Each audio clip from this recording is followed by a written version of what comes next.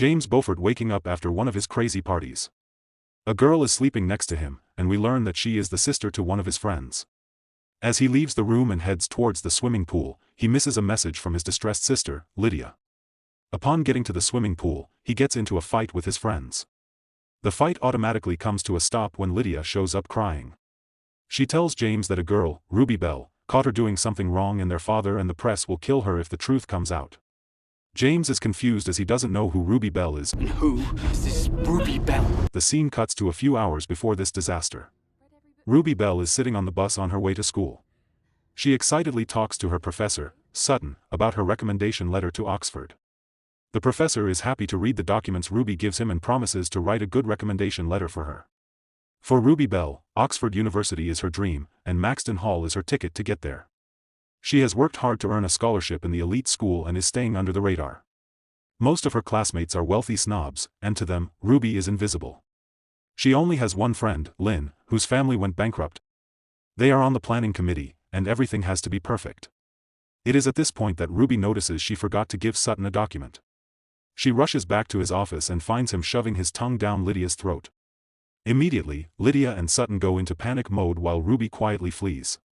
For the rest of the day, she is distracted and even more shocked when James, the school heartthrob, shows up at their planning committee meeting and asks to speak to her. As expected of a high-nobility snob, James proceeds to shove money on Ruby's face while threatening her not to say anything about Lydia's relationship with their teacher. Ruby is offended and throws the money back at him.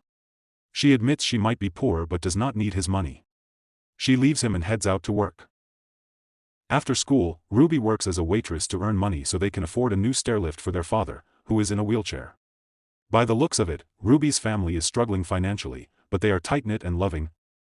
The following day, Ruby asks Sutton to return her documents as she is no longer interested in having him write her a recommendation. She argues his recommendation will be useless once the truth comes out. Later, James accosts her and tries to renegotiate. Ruby is clear she wants him to stay away, but James insists she must have a price. So far, Ruby has managed to keep a low profile, but if she keeps being seen with James, it will ruin her plan. When Ruby turns down his money, he offers himself, but Ruby asks him to stay away. James is not used to being turned down. He doesn't believe Ruby doesn't want anything from his family. His suspicion grows after seeing Ruby innocently strike up a conversation with his friend, Patel, during the lacrosse game. He starts thinking the two might be planning something together after he slept with Alistair's sister. In reality, Ruby and Alistair were making small talk about the game while she waited for the opportune time to ask the dean to write her a recommendation. The dean promises to write it if the welcome party goes well. James confronts her and says people like her have no power and no one will believe her. He dares her to do her best if she is out to ruin him. Days go by, and the school finally holds its welcome party. Ruby does her best to make everything go smoothly, but she doesn't plan for what happens when James brings in strippers to perform.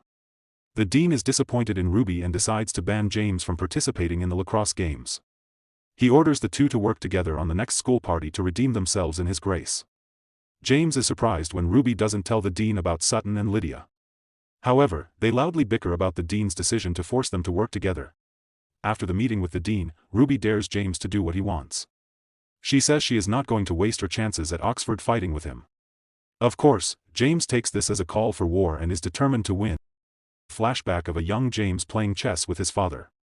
According to Mortimer, James should always annihilate the enemy and make them think they have only one choice. From an early age, Mortimer taught James that to win, you must dominate and force your enemy to surrender. Presently, James gets ready for school and assumes that the dean's lacrosse ban was merely a suggestion. He argues that his dad is basically bankrolling the team, and they can't kick him out. He is surprised to learn that the order came directly from his dad, and he will have to attend the party planning committee. He vows to speak to his dad and get back at Ruby, but Lydia warns him not to provoke Ruby any further. On the first day, James manages to get under Ruby's skin by suggesting a better idea and forcing the committee to pivot to the new plan with the party coming up in a few days. James convinces them to switch from a black and white theme to a Victorian theme. The two bicker back and forth, but after voting, Ruby loses. With the new changes, Ruby struggles to come up with the right poster for the new theme. Lynn asks her to talk to James and convince him to allow them to take a picture of the Beaufort luxurious collection. However, James refuses to help, further annoying Ruby. With no options, Ruby turns to her sister Ember to quickly design a dress for her.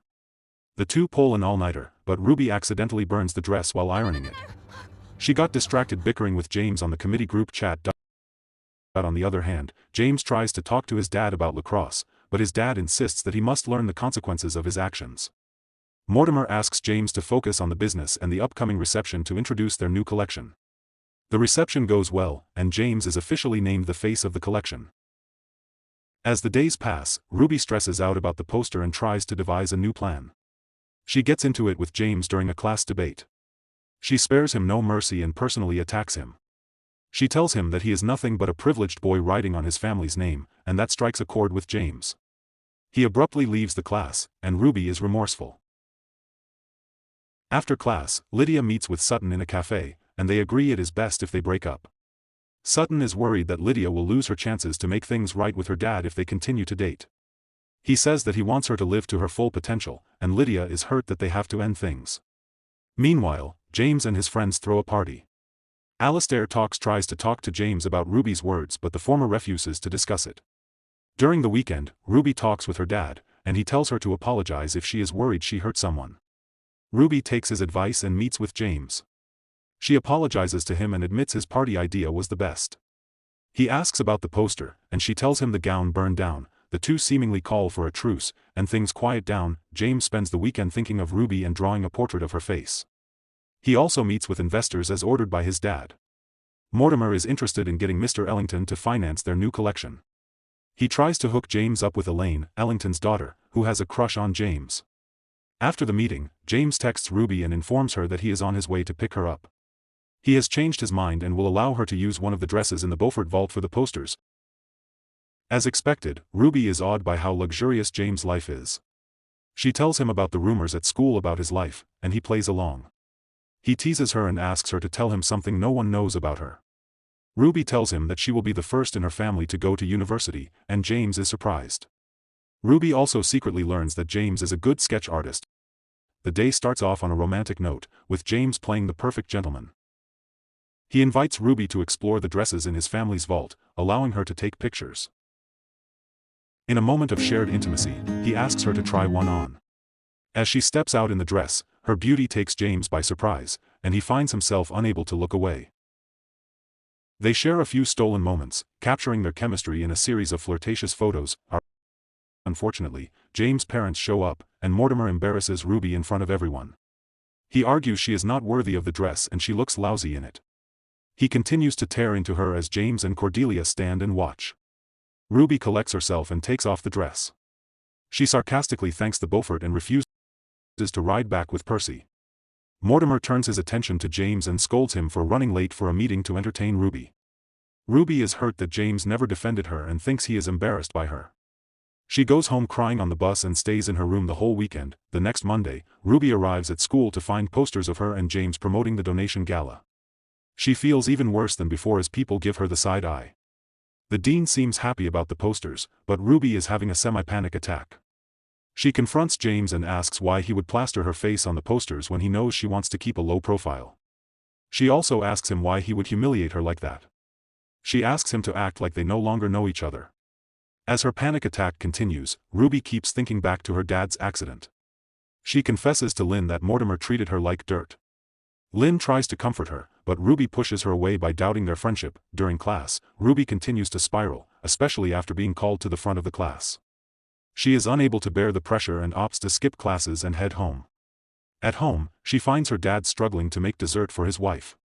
He accidentally spills the dessert and isn't able to pick it up. He wanted to surprise his wife for their 20th anniversary. Later, James visits her and admits he can't act like he doesn't know her. He apologizes for not defending her. He says he was embarrassed by himself and his parents. He explains that he wants to be a better man than her dad. He also says that he put the posters because he wants everyone to see how amazing she is. Ruby insists that is her decision to make and James invites her to Alistair's upcoming party. However, Ruby is adamant that it is his world, and she wants to go back to being invisible.